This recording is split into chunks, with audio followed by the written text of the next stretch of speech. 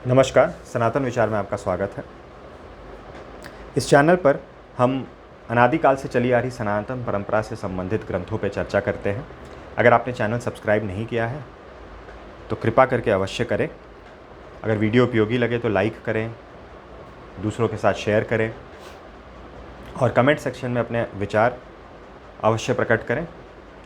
आज जिस पुस्तक पर हम चर्चा कर रहे हैं वो जय नारायण व्यास विश्वविद्यालय जोधपुर के संस्कृत विभाग में पंडित मधुसूदन ओझा शोध प्रकोष्ठ है, उनके द्वारा प्रकाशित है पुराण निर्माणाधिकरणम। हिंदी भाषा अनुवाद सहित है ये पुस्तक। समीक्षा चक्रवर्ती श्री मधुसूदन ओझा विरचित। ये पंडित मधुसूदन ओझा ग्रंथमाला की 16वीं पुस्तक है जो जय नारायण व्यास विश्वविद्यालय के संस्कृत विभाग द्वारा प्रकाशित है। शेष जो 15 ग्रंथ यहाँ प्रकाशित हुए उनकी सूची और मूल्य भी यहाँ पीछे दिया गया है। कुछ ग्रंथों की चर्चा हमने पिछले वीडियो में की थी जिनका रेफरेंस पुराण परिशीलन और पुराण विमर्श में मिलता है। वो भी ग्रंथ इनके द्वारा प्रकाशित हैं, जैसे कि इंद्र विजय हमें यहाँ दिख रहा है, अत्रि ख्याति यहाँ दिख रही है, महर्षि कुल वैभव विमर्श है और अन्य भी ग्रंथ हैं। ये पुस्तक मुझे बहुत ही अच्छी लगी, जो मूल ग्रंथ है। अब इसमें क्या है वो उसका सार यहाँ पीछे वाले जैकेट के अंदर यहाँ दिया गया है। विद्यावाचस्पति पंडित मधुसूदन ओझा वेद के स्वतंत्र प्रज्ञ समीक्षा शिरोमणि विद्वान थे। उन्होंने वेदार्थ के सर्वथा अभिनव चिंतन का राजमार्ग प्रस्तुत किया। वेद तथा ब्राह्मण ग्रंथों के अंतः साक्ष्यों से वैदिक तत्वों के विवेचन करने की उनकी पद्धति प्राचीन होते हुए भी जिस विधि से प्रस्तुत की गई है सर्वथा विलक्षण प्रतीत होती है। और एक ये पुस्तक और पुरानी भुवन कोश पुस्तक, इसके पहले वाली वीडियो में अगर आपने वो वीडियो नहीं देखी तो अवश्य देखें। बहुत ही स्पष्ट है, बहुत ही स्पेसिफिक है, बहुत ही क्लियर है और बिल्कुल एक जो प्रेजेंटेशन है बहुत ही मुझे अच्छा लगा। किसी भी प्रकार का आपको भ्रम नहीं होता है, बिल्कुल क्लैरिटी के साथ इन्होंने, जैसे ये पुस्तक निर्माण अधिकरण पे है कि पुराणों का निर्माण कैसे हुआ, इस रूप में पुराण कब किस प्रकार से आए। बहुत ही अच्छा प्रेजेंटेशन है और विषय वस्तु बहुत ही अच्छी है पुस्तक की। यहाँ उनकी पुराण दृष्टि के प्रमुख रूप से बताने का यत्न है जिससे इस लघुकाय किंतु असाधारण वैशिष्ट्य के पूर्ण ग्रंथ को सरलता से समझा जा सकता है। सर्वप्रथम वे यह चौंकाने वाले तथ्य सामने रखते हैं कि ब्रह्मांड पुराण नामक एक वेद था। अब जैसे हमने पुराण परिशीलन में देखा था, उन्होंने कहा था, पुराण परिशीलन बिहार राष्ट्र भाषा परिषद द्वारा प्रकाशित, वो भी वीडियो चैनल पर उपलब्ध है। उसमें उन्होंने कहा था कि एक यज्ञ वेद है और एक पुराण वेद है। तो जो पुराण वेद से वो जिसका रेफरेंस दे रहे हैं उसी को यहाँ पे ब्रह्मांड पुराण नाम का एक वेद बता रहे हैं। यह ऐसा नाम है जैसे ऋग्वेद, यजुर्वेद, सामवेद तथा अथर्ववेद नाम है। ब्रह्मांड पुराण वेद उस काल की रचना है जब अनेक मंत्रों और ब्राह्मणों का भी आविर्भाव नहीं हुआ था। स्पष्टीकरण तथा प्रामाणिकता के लिए वे शतपथ ब्राह्मण के प्रकटन, उसके शतपथ ब्राह्मण से उन्होंने कुछ कोट किया है, उद्धृत करते हुए बताते हैं कि यहाँ आया पुराण नाम इस ब्रह्मांड पुराण वेद को ही बना रहा है। यह पुरावृत्त परंपरा को बताने वाला साथ ही सृष्टि विद्या संबंधी विचार भी देता है, अतः इसका यह ब्रह्मांड पुराण वेद नाम है।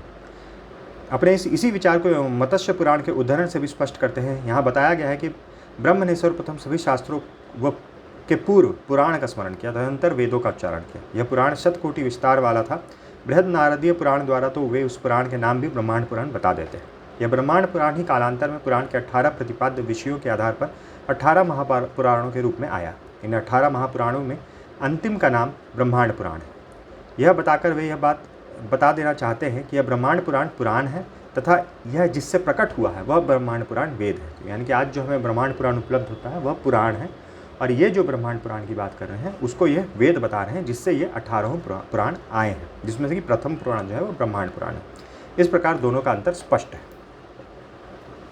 अब यह पुस्तक जो इसका मूल्य है वो तो 370 रुपये है और जिस समय मैंने ली थी उसमें इसमें काफ़ी डिस्काउंट चल रहा था। इस पुस्तक पे 20% प्लस 25% का डिस्काउंट चल रहा था, मगर शिपिंग चार्जेस थे। एक्जॉटिक इंडिया से ही मैंने पुस्तक ली थी तो शिपिंग चार्जेस काफ़ी लग गए थे। तो कुल पृष्ठ इसमें 111 है, लेकिन जो मूल ग्रंथ है वह इतना बड़ा नहीं है। मूल ग्रंथ आपको प्रारंभ हो रहा है यहाँ से, यानी कि पृष्ठ संख्या 49 से मूल ग्रंथ प्रारंभ हो रहा है। ये मूल ग्रंथ की विषय अनुक्रमणिका दी गई है। तो मूल ग्रंथ इतना ही है, इसके पहले विस्तृत भूमिका दी गई है। देखिए, edited by Pandit Anant Sharma, Jagat Guru Ramanandacharya Rajasthan Sanskrit university Jaipur में ये चेयरपर्सन है। इनका नाम जो हमने पिछली पुस्तक भुवन कोश देखी थी उसमें भी आ रहा था, उस समय मैंने मेंशन किया था। बाकी ये जो पंडित मधुसूदन ओझा रिसर्च सेल है, department of Sanskrit, JN Vyas university Jodhpur, उनके द्वारा प्रकाशित है।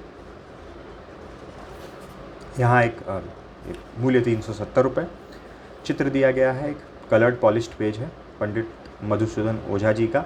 यही चित्र आपको हर इनका जो पिछली पुस्तक देखी थी वहाँ उसमें भी मिलेगा।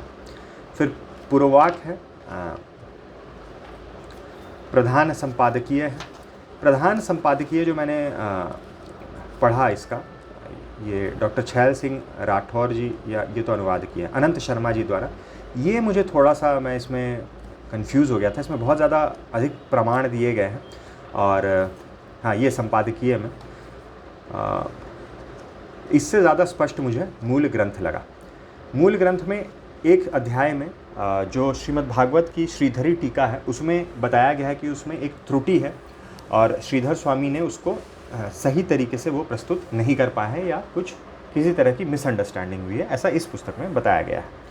तो जो संपादकीय है उसमें उस विषय को लेके काफ़ी डिस्कशन है और काफ़ी प्रमाण दिए गए हैं। मूल पुस्तक से अधिक प्रमाण दिए गए हैं, तो प्रमाण के रूप में संपादकीय में अधिक प्रमाण दिए गए हैं। हालांकि भाषा शैली जो है वो मुझे मूल पुस्तक की अधिक स्पष्ट लगी। फिर ये अनुवादकीय है। अनुवाद तो बहुत ही अच्छा है, बहुत ही सरल भाषा में है और पढ़ने में बहुत ही सुगम है। तो डॉक्टर छैल सिंह राठौड़ जी द्वारा जो है वो अनुवाद किया गया है। फिर पुराण निर्माणाधिकरणम प्रारंभ होता है। प्रिंट की क्वालिटी बहुत अच्छी है, स्पेसिंग अच्छा है, फॉन्ट साइज़ अच्छा है। मूल संस्कृत ऊपर दिया गया है, नीचे उसका हिंदी में अनुवाद प्रस्तुत किया गया है।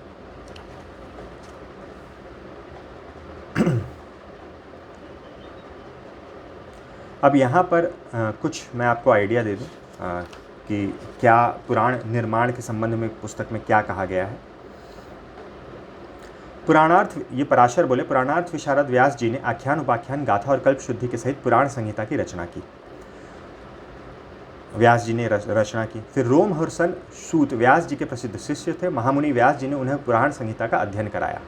तो फिर उन्होंने एक संहिता बनाई जो कि रोमहर्षण संहिता हुई। उस सूत जी की सुमति, अग्निवर्चा, मित्रयु, शार्षपायन, अकृतवर्ण और सारवणी, ये 6 शिष्य थे। लेकिन 6 शिष्यों ने संहिता नहीं बनाई, 3 शिष्यों ने संहिता बनाई। काश्यप गोत्रीय, अकृतवर्ण, सावर्णी और शार्षपायन, ये 3 संहिता करता है। उन तीनों संहिताओं के आधार पर एक लोमहर्षण की संहिता है। तो लोमहर्षण जो भगवान व्यास ने जो अपने शिष्य को बताया, तो उन्होंने एक संहिता बनाई, लोमहर्षण संहिता वो हुई, और उनके फिर 3 शिष्यों ने उसी के आधार पे अपनी अपनी एक संहिता बनाई। तो ये 4 संहिता हैं जो विष्णु पुराण में आती है। इसी से कुछ भेद आता है श्रीमद् भागवत में, तो उस पर भी इस पुस्तक में चर्चा है, और श्रीधर स्वामी ने भी उस पर जो टिप्पणी की है उस पर भी आगे के अध्याय में चर्चा है। हे मुने, इन 4 संहिताओं से मैंने विष्णु पुराण संहिता बनाई है। पुराणज्ञ कुल 18 पुराण बतलाते हैं, उन सब में आदिम ब्रह्म पुराण, प्रथम पुराण ब्रह्म है, उसका फिर 18 पुराण की यहाँ पे गणना की गई। और यहाँ पुराण पंच लक्षण जो है वो हाईलाइट किया गया है। ये जो है विष्णु पुराण पे आधारित है। और यहाँ लिखते हैं ये सभी 4 संहिताएं 4-4 पादों वाली एवं समान विषय की वाचिका हैं। इनमें जो 4 संहिताएं थी, लोमहर्षण संहिता और उनके 3 शिष्यों की संहिता, उनमें समान विषय थे और वेद शाखाओं की भांति केवल पाठांतर, उनमें पाठों का बस भेद था और कुछ नहीं।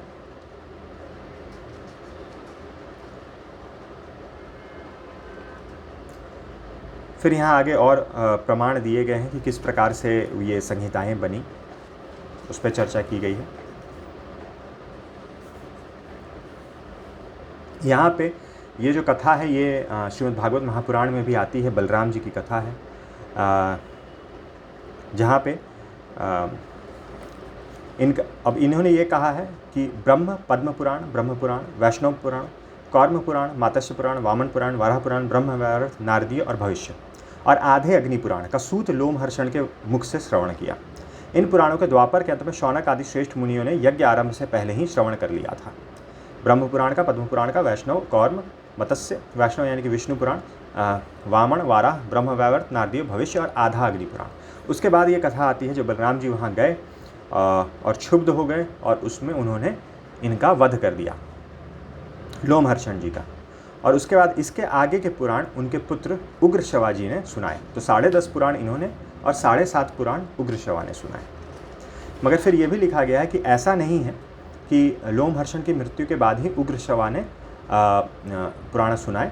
लोमहर्षण ने में एकमात्र स्वयं ही सदैव पुराणों का श्रवण नहीं कराया, किंतु उस समय भी बीच बीच में उसके पुत्र इस उग्रश्रवा ने लोमहर्षण की आज्ञा से नैमिषारण्य जाकर पिता की भांति पुराणों का श्रवण करवाया था। यह बात भी इसी पद्म पुराण से ही ज्ञात होती है। उग्रश्रवा के द्वारा कथित पद्म पुराण में कृष्टि खंड के पुराण उपक्रम प्रकरण में इस विषय को कहा गया है कि लोमहर्षण की आज्ञा से उग्रश्रवा द्वारा पद्म पुराण का कथन किया गया। फिर उसमें आधार देके ये बताते हैं कि किस प्रकार पद्म पुराण के आज फिर 2 जो वेरिएशंस हैं वो उपलब्ध हैं और वो अधिकारी भेद से हैं। और जहाँ जहाँ श्रवण करवाया जाता था वहाँ फिर अगर प्रश्न कुछ होता था उससे कुछ अन्य अन्य कथाएँ फिर सुनाने लगते थे। उस वजह से जो है वो पुराण जो है थोड़ा सा उनमें भिन्नता आती गई और उसमें और विषय जो हैं वो ऐड होते चले गए। तो उन सब चीज़ों के बारे में जानकारी दी गई है। फिर पद्म पुराण 2 प्रकार का किस प्रकार से हो गया उसके बारे में चर्चा की गई है।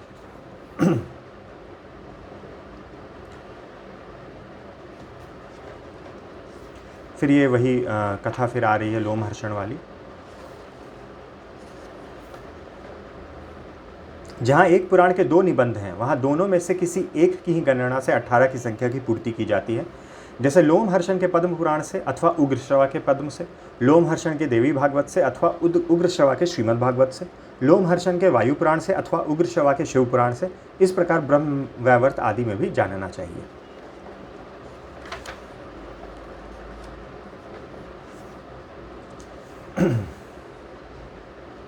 वेद पुराण शास्त्र के अवतार में वेद शाखाओं की उत्पत्ति का क्रम। तो यहाँ वेद शाखाओं की उत्पत्ति के क्रम में भी एक अध्याय छोटा सा दिया गया है। ऋग्वेद की शाखाएं आदि उसके बारे में जानकारी दी गई है कि कैसे कैसे उनकी फिर संहिताएं और शाखाएं बनती गई। यहाँ पे पृष्ठ संख्या 111 पे ग्रंथ समाप्त हो रहा है। जहाँ भी प्रमाण दिए गए हैं किसी दूसरे ग्रंथ से वहाँ बोल्ड संस्कृत है, और जहाँ मूल जो पंडित मधुसूदन ओझा का लेख है वो नॉर्मल फॉन्ट में है और नीचे हिंदी में अनुवाद दिया गया है। तो जैसे ये नॉर्मल फॉन्ट में उनकी लेखनी है और ये उन्होंने किसी पुराण से या कहीं से जो भी प्रमाण दिए हैं, श्लोक उद्धृत किया, उसका वो बोल्ड फॉन्ट में दिया गया और नीचे अनुवाद दिया गया। तो यहाँ ग्रंथ समाप्त हो जा रहा है। तो अच्छी पुस्तक है। ऑनलाइन वही मैंने तो एग्जॉटिक इंडिया से लिया था, लेकिन अमेज़ॉन वगैरह पर भी ये उपलब्ध है, तो आप वहाँ से भी देख सकते हैं। और इनके ग्रंथों की जो भुवन कोश पुस्तक हमने देखी थी उसके पीछे विस्तृत सूची है। ऑनलाइन भी मेरे ख्याल से सूची मिल जाएगी। तो आप अगर पुराणों के बारे में पढ़ना चाहते हैं, जानकारी प्राप्त करना चाहते हैं, तो पंडित मधुसूदन ओझा रचित ग्रंथ जो हैं वो आप रेफ़र कर सकते हैं। क्योंकि जैसा हमने देखा है पुराण विमर्श में भी और पुराण परिशीलन में भी दोनों जगह इनके अनेकानेक ग्रंथों का रेफरेंस लिया गया है। वीडियो देखने के लिए बहुत बहुत धन्यवाद। मिलते हैं अगले वीडियो में।